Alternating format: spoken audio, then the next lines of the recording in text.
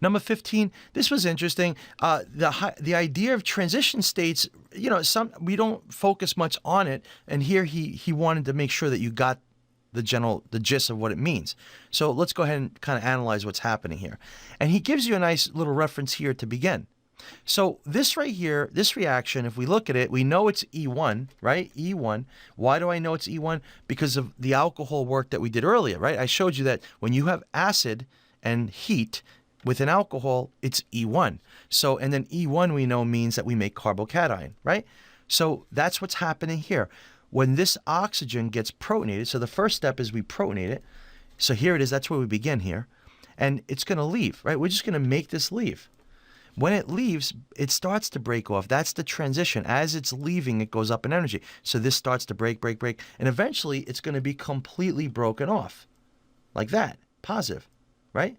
So there it is. It's completely positive. This is on its path to becoming positive.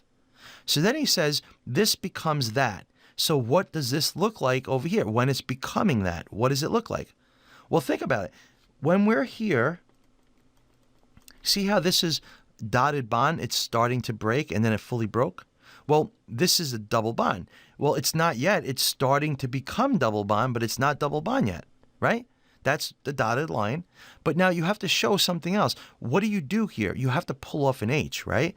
So there's an H over here, dotted, right? Because this bond is starting to go here. So you dotted bond there and dotted bond there. And who's pulling off the H? Is it HSO4 minus? It could be. Is it water? Sure. They both work.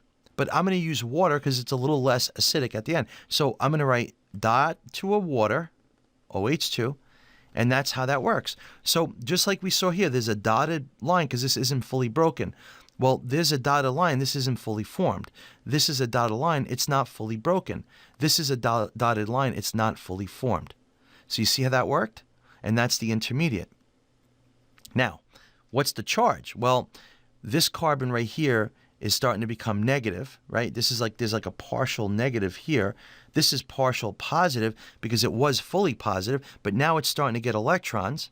So it's taking these electrons. This is partial positive, right? It's becoming positive, but it's being washed out by this one.